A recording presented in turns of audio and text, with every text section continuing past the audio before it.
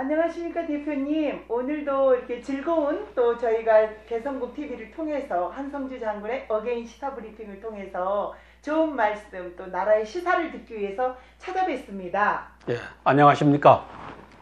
땅굴안보국민연합의 대표 한성주 장군입니다. 이제 조선일보와 동아일보를 보면서 시사 브리핑 올려드리겠습니다. 그 이전에 연합뉴스TV에서 이제 트럼프 관련 보도가 나와서 한번 보겠습니다. 연합뉴스TV 이봉서입니다. 조선일보 11월 2일 목요일 대기업서 사람 중심 경제로, 이 사람 중심이라고 하는 것은 북한 헌법 3조, 4조, 8조에 의해서 프롤레타리아를 의미합니다. 우리말로 번역하면 근로인민이죠. 이 4조에서는 근로인민을 노동자, 농민, 군인, 근로인텔이라고 규정하고 있습니다. 문재인 대통령이 이 쓰고 있는 사람 중심이라고 하는 이 단어가 심상치 않은 단어임을 알 수 있습니다. 국민 여러분, 이 나라 지금 어디로 가고 있습니까? 사람 중심, 인민들 중심으로 가겠다. 이렇게 하면서 이제 대기업을 때려잡고 경제를 불태우고 보수를 불태우고 이 일을 하는 문재인 정권을 봅니다. 넓은 초원, 강한 햇볕, 긴 해안선 남호주, 신재생한다며 탈석탄 5년 만에 전력 악몽이 벌어졌다. 우리 대한민국이 이 길로 가는 거죠. 탈원전, 그렇게 해서 신재생에너지로 가겠다고 하는데 실패 사례를 호주에서 발견한다라고 하는 뜻입니다. 평창올림픽 사상 최대 92개국이 참가 신청을 했다. 우리 평창올림픽에 이제 환영하는 그런 릴레이가 진행 중에 있습니다. 봉화를 이제 운송하면서 축제의 한마당이 되기를 바랍니다.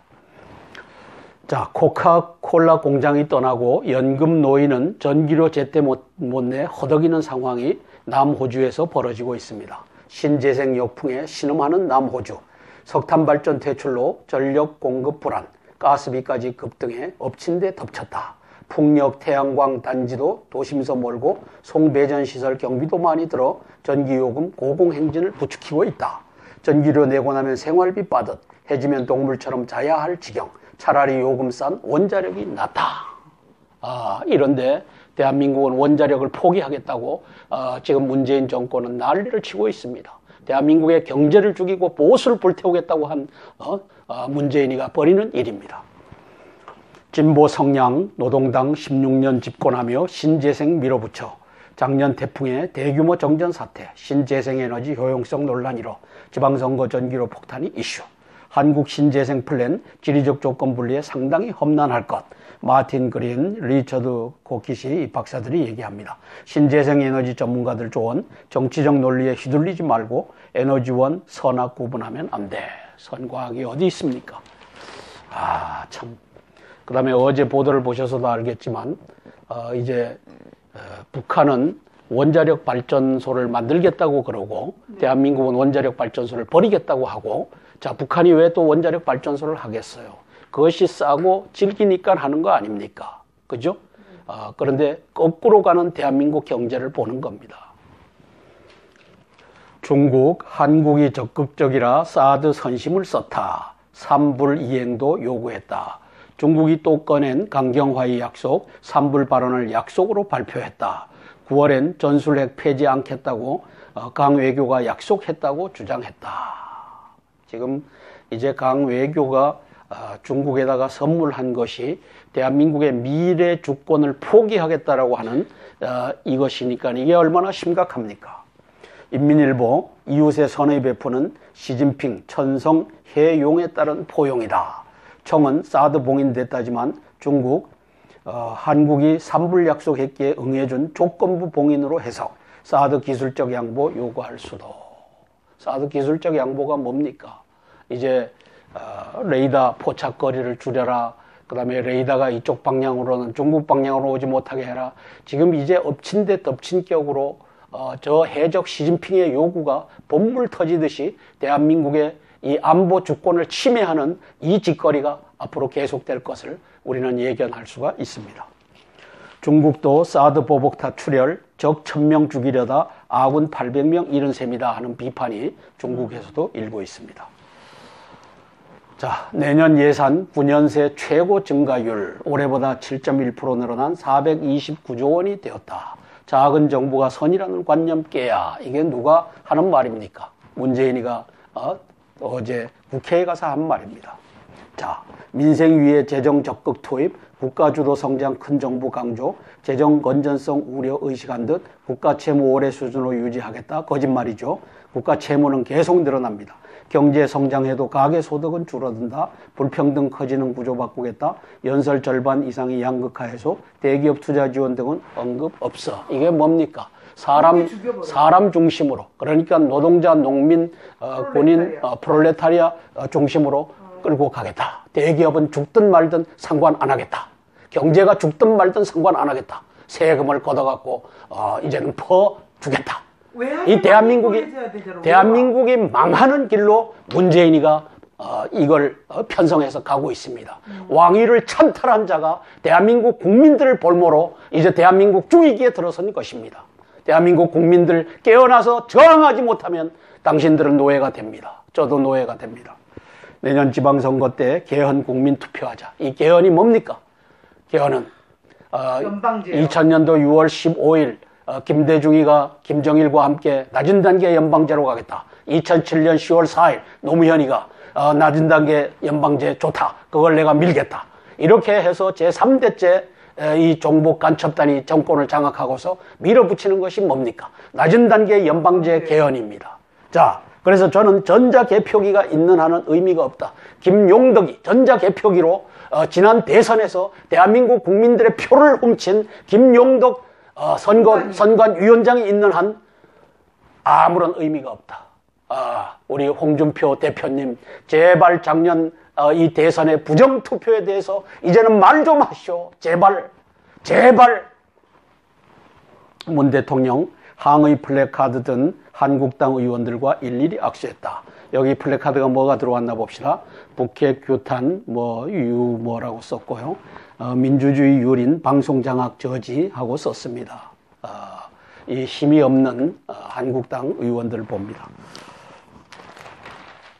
트럼프 한국 국회에서 북압박 동참 호소할 것.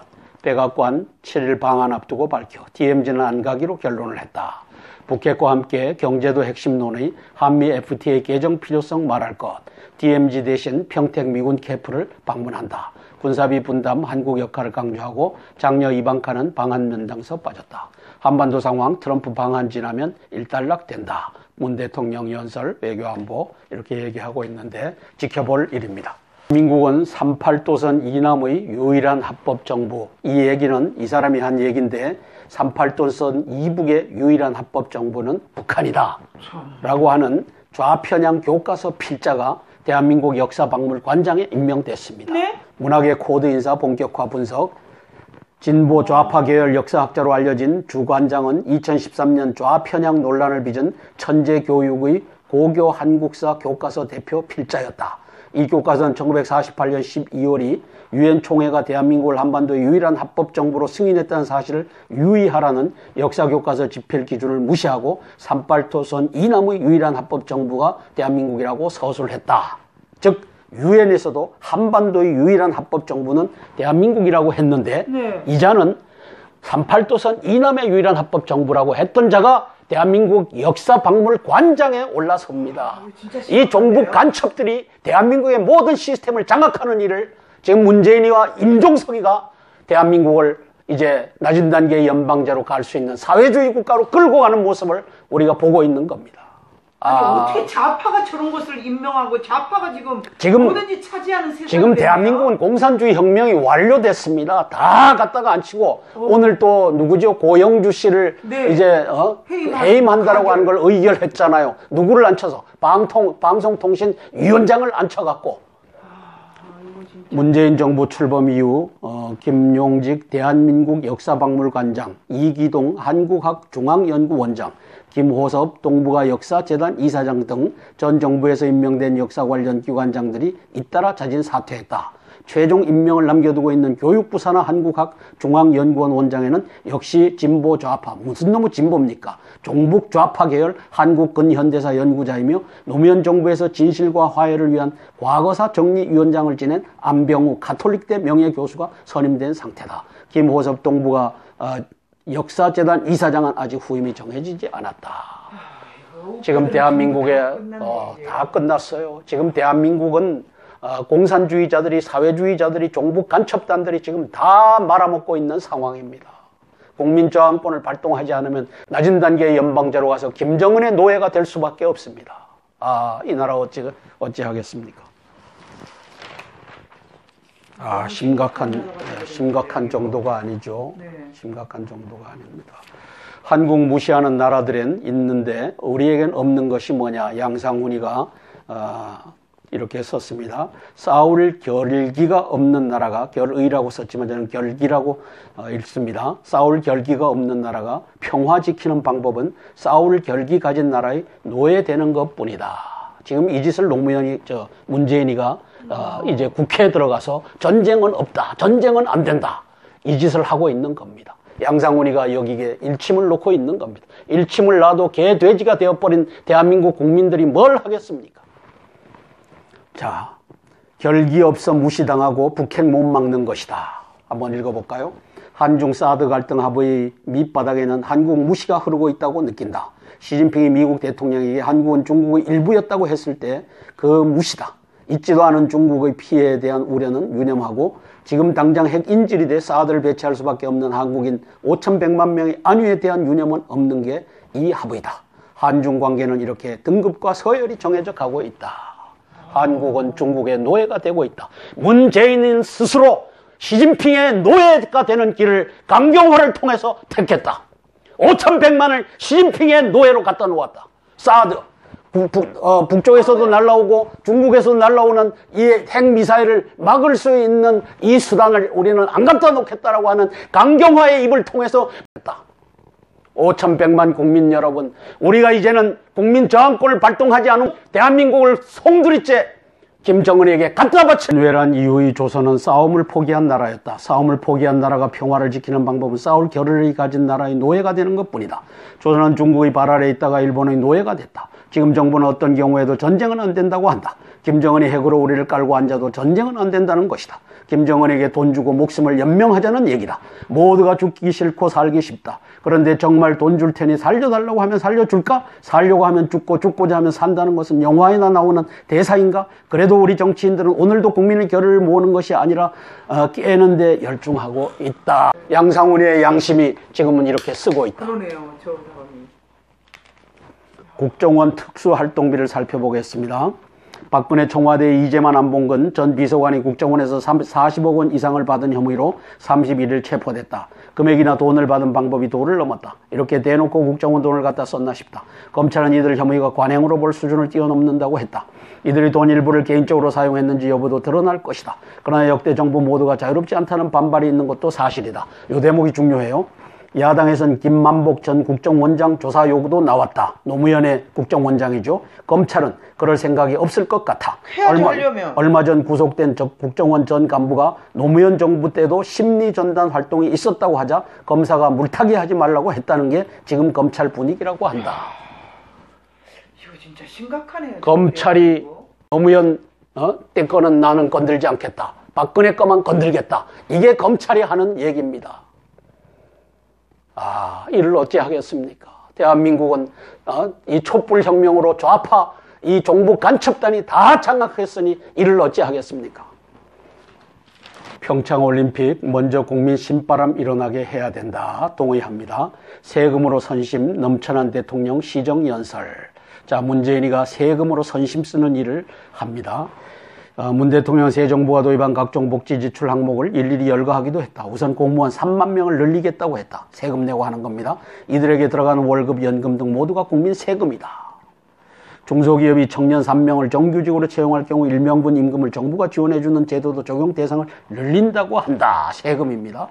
비정규직을 정규직으로 전환하는 중소기업에 대한 세금 지원도 대폭 늘리고 임금을 인상한 중소기업에 주는 세액공제 혜택도 키우겠다고 했다. 사상 최대 인상률은 기록할 내년도 최저임금 인상에 따른 소상공인과 영세 중소기업 지원을 위해 국민 세금 3조 원을 주겠다고 했다. 세금입니다. 세금으로 그는 기초연금과 장애인 연금을 각각 5만 원씩 올려 월 25만 원으로 인상하고 지급 대상도 확대하겠다고 했다. 세금입니다. 내년 7월부터는 5세 이하 아동 수당을 도입 월 10만 원씩 지급한다고 했다. 세금입니다. 기초생활보장급여도 높이고 가계 의료비 부담을 덜어주겠다고 했다. 이 역시 모두 세금으로 하는 짓이다. 이 엄청난 세금은 결국 모두 국민이 부담해야 한다. 쉽게 말하면 국민의 돈으로 대통령과 정권이 선심을 쓰는 것이다. 국회 예산정책조에 따르면 이런 선심을 써도 이 정부 5년간은 어떻게 넘어갈 수 있다고 한다. 정부 관계자들도 5년간은 괜찮다는 말만 한다. 그러나 정부 임기 마지막 해인 2020년에 GDP 대비 국가 채무 비율이 50%를 넘어서고 2040년부터는 100%를 웃돌게 된다. 2060년 빚더미가 GDP의 2배에 육박하게 된다. 재정 건전성을 최고 경쟁력으로 지켜온 나라가 재정 불량국으로 추락한다. 그때 누가 어떻게 책임질 것인가? 다 붙잡아다 것인가? 대한민국 국민들이 국민 저항권을 발동하지 않으면 문재인은 대한민국을 망하는 방향으로 지금 끌고 가고 있는 것을 백주대낮에 들여다보고 있는 것입니다. 누구에게 돌을 던지나 물대포 기소에 경찰 동료 1만 명 탄원. 자, 고 백남기 씨에게 물대포를 쏜 혐의로 재판을 받고 있는 경찰관들에 대해 동료 경찰관들의 탄원 서명이 1만 명에 이른다고 한다. 농민 백 씨는 2년 전 시위 중 물대포를 맞은 후 숨졌다. 물대포 담당 전 현직 경찰관들이 최근 업무상 과실치사 혐의로 기소되자 동료 경찰관들이 탄원 서명을 하고 있는 것이다. 경찰관들은 사건 당일은 불법 시위대에 의해 경찰 버스가 파손되고 차벽이 무력화될 위기에 처했었다면서 칠흑 같은 어둠 급박한 상황 등 여건 속에서 최선을 다한 것인데 누구에게 돌을 던질 수 있는지 묻지 않을 수 없다고 했다. 이건 대한민국이 국가가 아니라는 증거입니다. 국가를 위해서 경찰이 헌신 봉사하면은 이제 감방에 가야 된다는 나라를 문재인이가 임종석이가 만들고 있는 겁니다. 백 씨가 숨진 것은 안타까운 일이다. 그러나 경찰관들은 불법 시위를 막는 임무를 수행 중이었다. 경찰도 정당한 직무 수행이었다고 했다. 그런데 정권이 바뀐 다음 이상한 일들이 벌어지고 있다. 복역 중인 한 씨는 대통령과 공개 토론 제안을 했다. 경찰청장은 경찰이 잘못했다며 사과를 했고 검찰이 이 경찰청장도 이게 검찰이 경찰관들을 기소했다. 바뀐 정권 아래에서 자리를 보존하거나 승진하고자 법과 원칙을 뒤집은 사람들은 부끄러워해야 한다. 경찰청장은 부끄러워해야 한다. 정당한 법 집행이었다라고 맞서야 될 사람이 그러니까요. 그 직책을 유지하자고 자기들의 부하를 범죄자로 만드는 이 경찰청장은 누구인가? 조선일보가 제대로 된 말들을 하고 있네요. 자, 동아일보입니다. 네. 동아일보입니다. 2017년 11월 2일 목요일 적폐청산 넘어 국가혁신 내 걸다. 개떡이다. 개떡이다. 읽을 가치도 없다. 성화 국내 봉송 시작. 피겨 유망주 유영 첫 주자로 유영입니다. 2018 평창 겨울올림픽의 국내 성화 봉송 첫 주자인 여자 피겨스케이팅 유망주 유영이 1일 인천대교에서 오른손에 성화를 든 채 달리고 있다. 미국이 2주일 전에 김정은 제거 훈련을 했다고 합니다. 미 군사 전문 웹사이트에서 보도를 했는데 B2 스텔스 전략 폭격기 등을 동원해서 미주리주 소형 공항서 타격 훈련, 미 언론 국 물밑 접촉 뉴욕 채널도 가동하고 있다라고 쓰고 있습니다. 방미 태영호 북 변화의 대상으로 봐야 한다. 북전역 송출 위성방송 효과적이다. 소프트 파워 전략 최대한 활용을 해야 된다.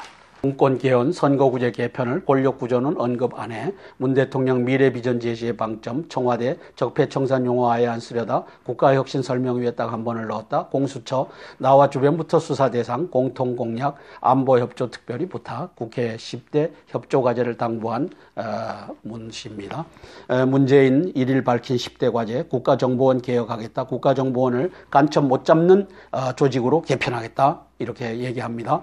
고위공직자 범죄수사처 신설하겠다. 부정부패 척결하겠다. 북핵 등 안보 문제의 초당적 협조하겠다. 초고소득자 초대기업 증세세법을 개정해서 쥐어짜겠다. 내년도 예산안 처리해달라. 여야정 국정상설협의체를 운영하겠다. 지방분권과 자치를 강화하는 개헌하겠다. 선거제도 개편하겠다. 평창 겨울올림픽 성공적 개최하겠다. 모든 선거에 있어서 선거관리위원회에 전자개표기가 있는 한은 지금 올해 저도 편지지에다가 투표를 한 사람입니다. 수많은 사람들이 편지지에 이 불법 부정선거에 동원돼서 자기도 알지 못하는 상태에서 이걸 찍었는데 이것이 둔갑해갖고 정상적인 것으로 나왔다라고 하면 홍준표 대표님, 제발 부정투표에 대해서 이제는 거국적으로 부정투표 이 신고를 받아서 당신이 앞장서서 부정선거를 이제 바로잡아 주시기 바랍니다. 이 개표, 전자개표기를 모르면 앞으로의 모든 선거는 의미가 없습니다. 김용덕 선관위원장이 이제 끌고 가는 한 아무런 의미가 없습니다. 한국 동의에 없는 군사행동 있을 수 없다. 문 대통령 한반도 평화 5대 원칙, 외교 그때그때 다 보여줄 순 없어. 한중관계 회복 이제 시작이라 생각한다. 라고 미국을 버리고 중국에 갖다 붙은 이 한미 동맹은 약화시키고 조중 동맹을 지원하는 이 반역적 문재인 대통령을 봅니다. 대선 합의했던 방송법 개정 미루는 민주당이 바로 적폐다. 안철수 씨가 민주당을 공격합니다. 문정부 6개월 평가, 아직도 선거운동하듯 국정을 운영하고 있고 적폐청산이 정쟁으로 변질되고 있다. 바른정당과 통합 추진은 이념 스펙트럼 바른정당과 비슷하다. 선거연대, 당내 반대 의견 아주 소수다. 개헌론의 방향은 권력 개편 뺀 지방분권 개헌은 반대한다. 선거구제 개편 개헌보다 중요하다. 라는 말을 하고 있습니다. 바른정당 통합파 8명, 이르면 6일 탈당한 것으로 보입니다.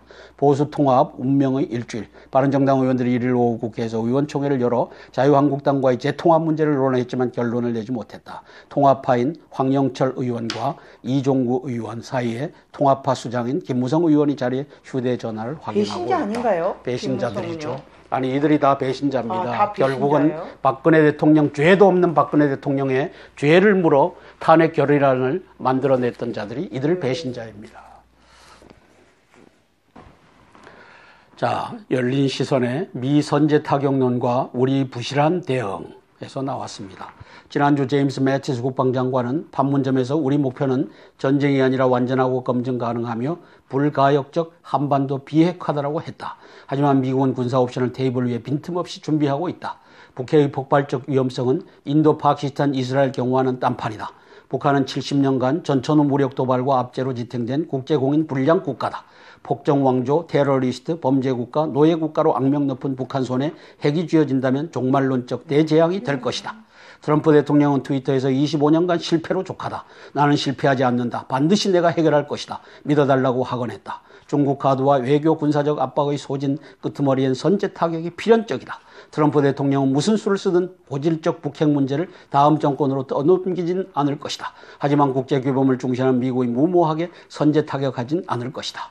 선제 타격은 북핵이 미국 본토에 도달할 수 있을 때와 북한이 자위권 행사 빌미를 주었을 때 이루어질 수 있다. 북한은 과거 선제 타격 때마다 자기 보존권 명분을 내세웠다. 정당방위죠. 우리는 전쟁은 절대 안 된다고 칭얼대지만 말고 북한과 미국의 북핵 대응 전략부터 꿰고 철두철미 대비해야 할 것이다. 이 세상의 평화를 싫어할 사람은 아무도 없다.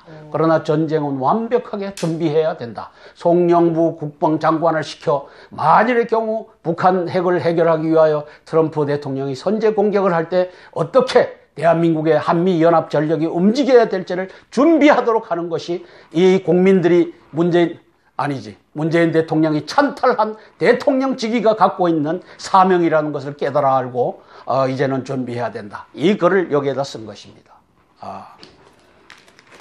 유순 국가원로회의 전 의장 이제 97수가 되셨는데 6.25 북한 남침 전쟁 승리 한미혈명은 영원하다. 한국 국민 미국 트럼프 대통령 국빈 방한 열렬히 환영한다.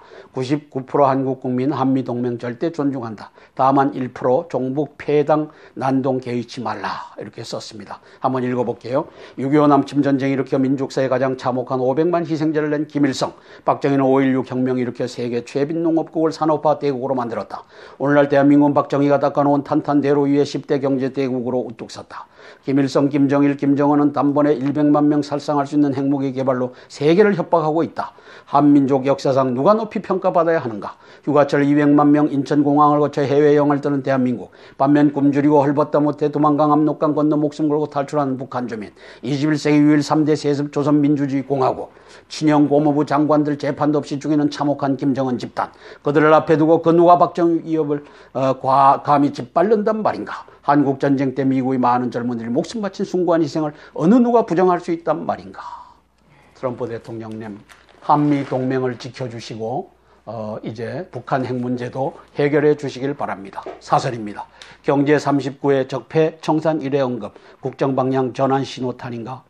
문 대통령이 이날 국가 권력기관 개혁, 공공기관 채용비리 혁파부터 벽창 올림픽에 이르기까지 거의 모든 영역을 빠짐없이 언급했다. 시정연설에 앞서 정치 국가는 움직이는 게 아니라 베풀어야 한다. 최저임금 옥죄는 것이 아니라 베풀어야 한다. 최저임금 비정규직 여러 경제복지정책 추진 속도를 조절해야 한다는 야당 대표들의 지적도 새겨봐야 한다. 대통령의 70%대를 유지하고 있는 이 지지는 응답하는 사람들만의 지지율입니다. 그러므로 국민의 지지율이 될 수 없습니다. 문재인 나오면 전화 끊는 사람들이 태반인데 이렇게 언론은 쓰고 있는 겁니다. 국회도 예산안을 당리당략의 도구로 삼는 과거 구태를 반복해서는 안 될 것이다. 국회에 계류된 법률안만 7,000건이 넘는다.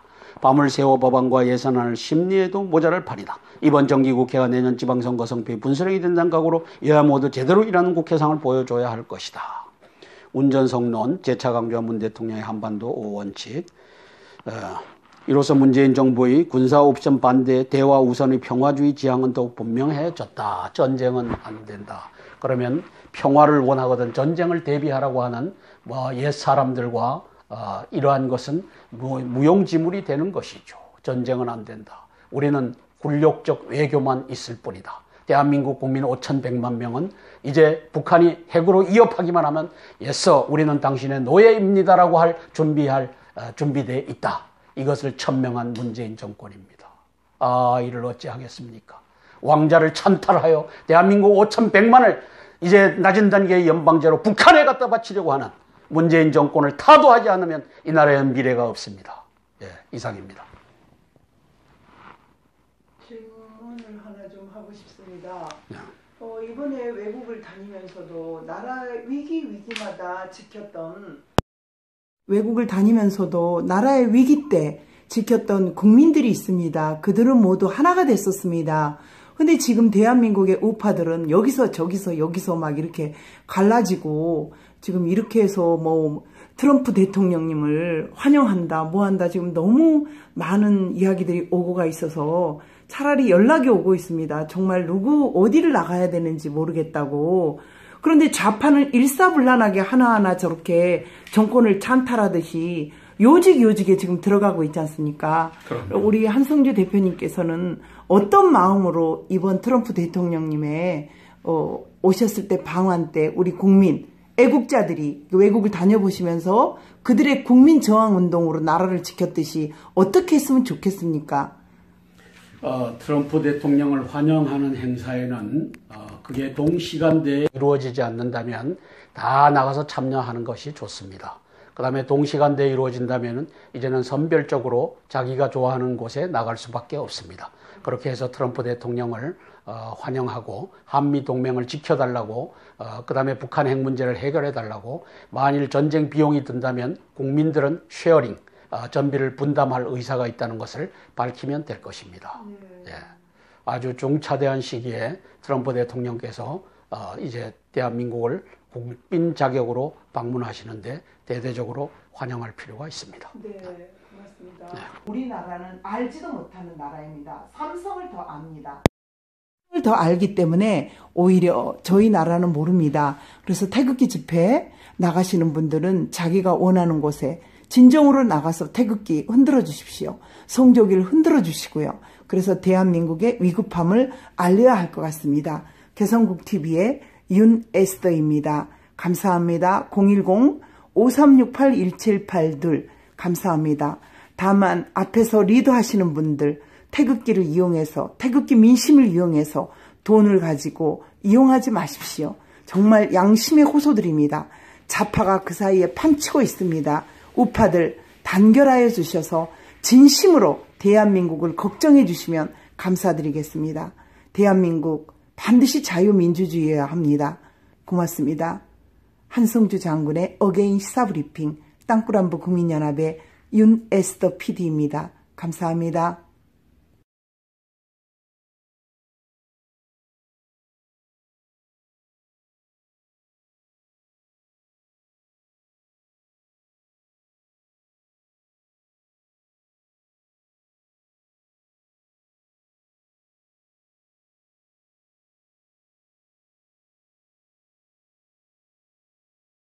박사들이 얘기합니다. 신재생 에너지 전문가들 조언, 정치적 논리에 휘둘리지 말고 에너지원, 선악 구분하면 안 돼. 선과학이 어디 있습니까? 참. 그 다음에 어제 보도를 보셔서도 알겠지만 이제 북한은 원자력 발전소를 만들겠다고 그러고 대한민국은 원자력 발전소를 버리겠다고 하고, 자, 북한이 왜 또 원자력 발전소를 하겠어요? 그것이 싸고 질기니까 하는 거 아닙니까? 그죠? 그런데 거꾸로 가는 대한민국 경제를 보는 겁니다. 중국, 한국이 적극적이라 사드 선심을 썼다. 삼불 이행도 요구했다. 중국이 또 꺼낸 강경화의 약속, 삼불 발언을 약속으로 발표했다. 9월엔 전술핵 폐지 않겠다고 강 외교가 약속했다고 주장했다. 지금 이제 강 외교가 중국에다가 선물한 것이 대한민국의 미래 주권을 포기하겠다라고 하는 이것이니까 이게 얼마나 심각합니까? 인민일보, 이웃의 선의 베푸는 시진핑 천성 해용에 따른 포용이다. 청은 사드 봉인됐다지만 중국, 한국이 삼불 약속했기에 응해준 조건부 봉인으로 해석, 사드 기술적 양보 요구할 수도. 사드 기술적 양보가 뭡니까? 이제 레이더 포착거리를 줄여라. 그 다음에 레이더가 이쪽 방향으로는 중국 방향으로 오지 못하게 해라. 지금 이제 엎친 데 덮친 격으로 저 해적 시진핑의 요구가 본물 터지듯이 대한민국의 이 안보 주권을 침해하는 이 짓거리가 앞으로 계속될 것을 우리는 예견할 수가 있습니다.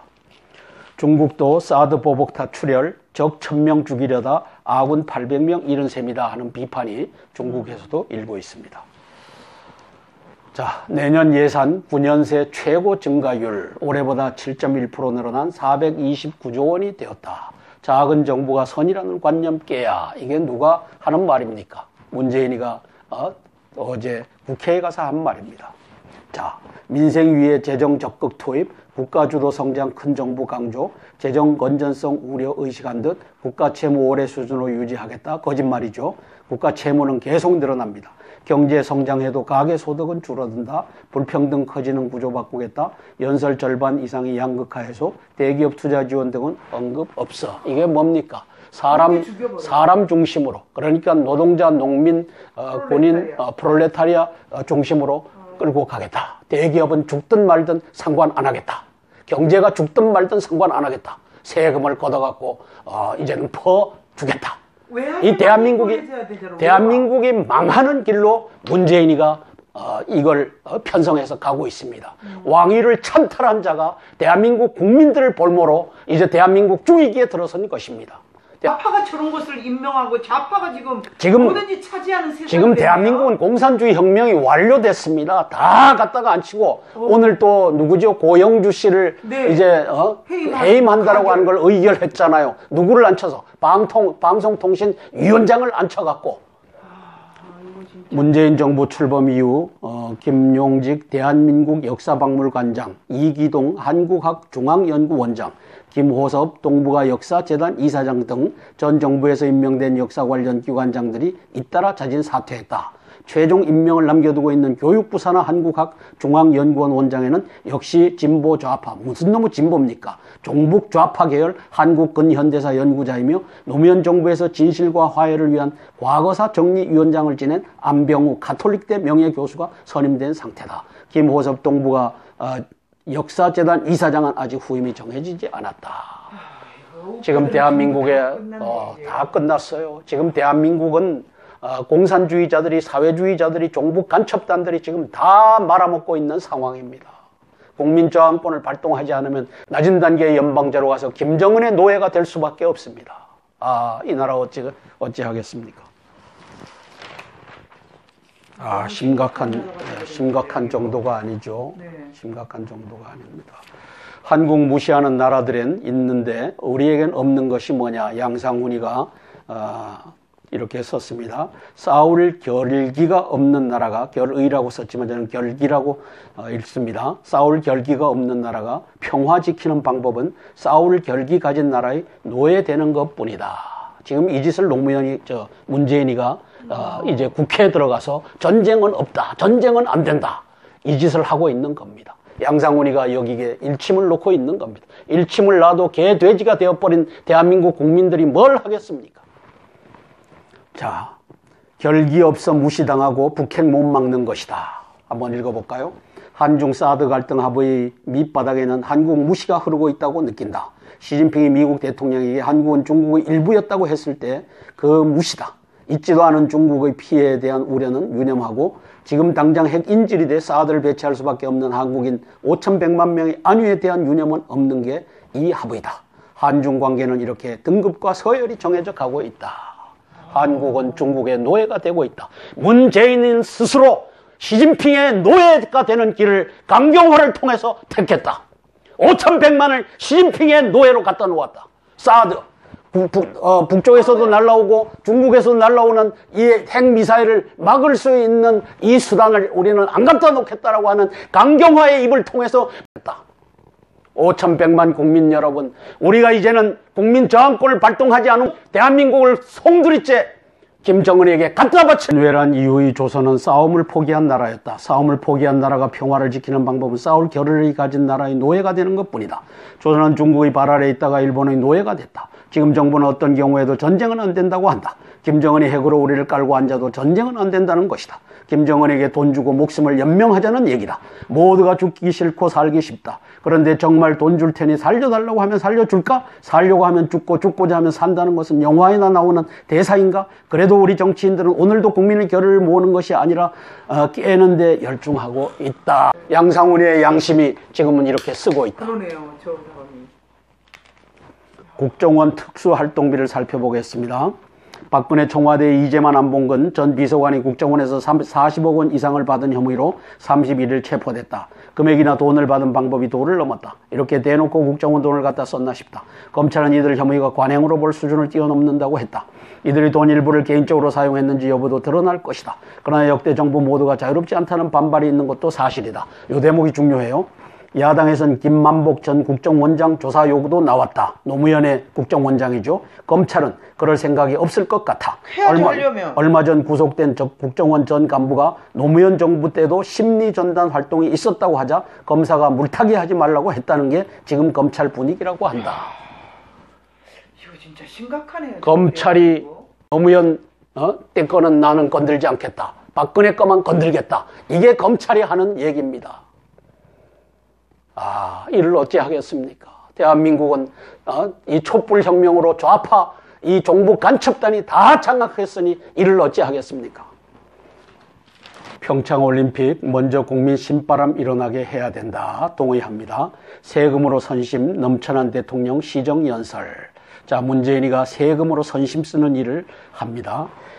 문 대통령은 새 정부가 도입한 각종 복지 지출 항목을 일일이 열거하기도 했다. 우선 공무원 3만 명을 늘리겠다고 했다. 세금 내고 하는 겁니다.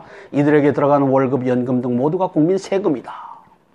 중소기업이 청년 3명을 정규직으로 채용할 경우 1명분 임금을 정부가 지원해주는 제도도 적용 대상을 늘린다고 한다. 세금입니다.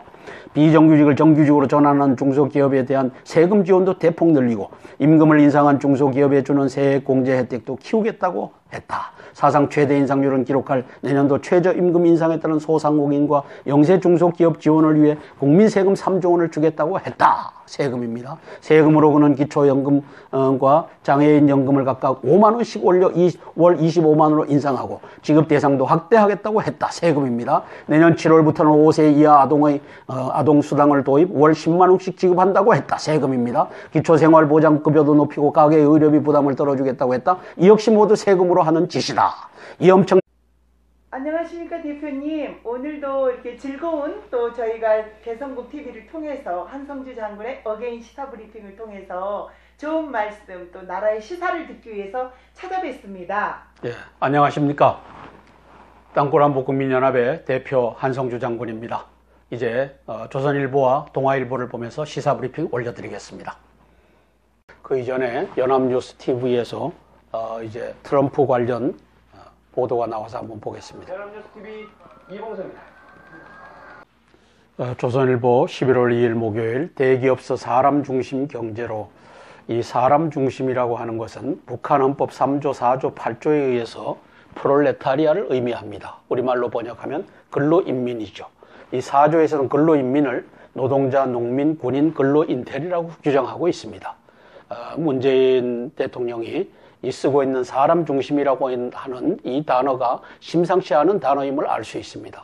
국민 여러분, 이 나라 지금 어디로 가고 있습니까? 사람 중심, 근로, 인민들 중심으로 가겠다.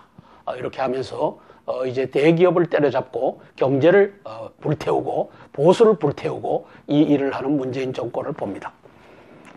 넓은 초원, 강한 햇볕, 긴 해안선 남호주, 신재생한다며 탈석탄 5년 만에 전력 악몽이 벌어졌다. 우리 대한민국이 이 길로 가는 거죠. 탈원전, 그렇게 해서 신재생 에너지로 가겠다고 하는데 실패 사례를 호주에서 발견한다라고 하는 뜻입니다.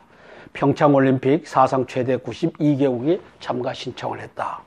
우리 평창올림픽에 이제 환영하는 그런 릴레이가 진행 중에 있습니다. 봉화를 이제 운송하면서 축제의 한마당이 되기를 바랍니다.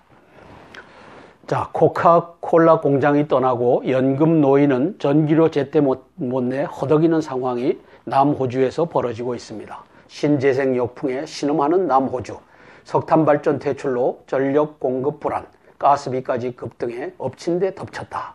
풍력 태양광 단지도 도심서 멀고 송배전시설 경비도 많이 들어 전기요금 고공행진을 부추기고 있다.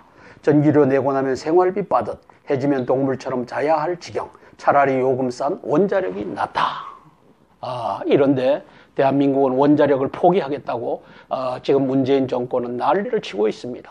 대한민국의 경제를 죽이고 보수를 불태우겠다고 한 문재인이가 벌이는 일입니다. 진보 성향 노동당 16년 집권하며 신재생 밀어붙여 작년 태풍의 대규모 정전 사태, 신재생에너지 효용성 논란 이로 지방선거 전기료 폭탄이 이슈. 한국 신재생 플랜 지리적 조건 분리에 상당히 험난할 것. 마틴 그린, 리처드 코킷이 대한민국 국민들 깨어나서 저항하지 못하면 당신들은 노예가 됩니다. 저도 노예가 됩니다. 내년 지방선거 때 개헌 국민 투표하자. 이 개헌이 뭡니까? 개헌은 2000년도 6월 15일 김대중이가 김정일과 함께 낮은 단계 연방제로 가겠다. 2007년 10월 4일 노무현이가 낮은 단계 연방제 좋다. 그걸 내가 밀겠다. 이렇게 해서 제3대째 이 종북 간첩단이 정권을 장악하고서 밀어붙이는 것이 뭡니까? 낮은 단계 연방제 개헌입니다. 자, 그래서 저는 전자개표기가 있는 한은 의미가 없다. 김용덕이 전자개표기로 지난 대선에서 대한민국 국민들의 표를 훔친 김용덕 선관위원장이 있는 한 아무런 의미가 없다. 우리 홍준표 대표님, 제발 작년 이 대선의 부정투표에 대해서 이제는 말 좀 하시오. 제발. 문 대통령 항의 플래카드 든 한국당 의원들과 일일이 악수했다. 여기 플래카드가 뭐가 들어왔나 봅시다. 북핵 규탄 뭐라고 썼고요. 민주주의 유린 방송장악 저지하고 썼습니다. 이 힘이 없는 한국당 의원들 봅니다. 트럼프 한국 국회에서 북압박 동참 호소할 것. 백악관 7일 방한 앞두고 밝혀 DMZ는 안 가기로 결론을 했다. 북핵과 함께 경제도 핵심 논의, 한미 FTA 개정 필요성 말할 것. DMZ 대신 평택 미군 캠프를 방문한다. 군사비 분담 한국 역할을 강조하고 장녀 이방카는 방한 면담서 빠졌다. 한반도 상황 트럼프 방한 지나면 일단락된다. 문 대통령 연설 외교안보 이렇게 얘기하고 있는데 지켜볼 일입니다. 민국은 38도선 이남의 유일한 합법정부. 이 얘기는 이 사람이 한 얘기인데 38도선 이북의 유일한 합법정부는 북한이다 라고 하는 좌편향 교과서 필자가 대한민국 역사박물관장에 임명됐습니다. 네? 문학의 코드 인사 본격화 분석. 진보 좌파 계열 역사학자로 알려진 주 관장은 2013년 좌편향 논란을 빚은 천재교육의 고교 한국사 교과서 대표 필자였다. 이 교과서는 1948년 12월이 유엔 총회가 대한민국을 한반도의 유일한 합법정부로 승인했다는 사실을 유의하라는 역사교과서 집필 기준을 무시하고 38도선 이남의 유일한 합법정부가 대한민국이라고 서술했다. 즉 유엔에서도 한반도의 유일한 합법정부는 대한민국이라고 했는데 네. 이자는 38도선 이남의 유일한 합법정부라고 했던 자가 대한민국 역사 박물 관장에 올라섭니다. 이 종북 간첩들이 대한민국의 모든 시스템을 장악하는 일을 지금 문재인이와 임종석이가 대한민국을 이제 낮은 단계의 연방제로 갈 수 있는 사회주의 국가로 끌고 가는 모습을 우리가 보고 있는 겁니다. 어떻게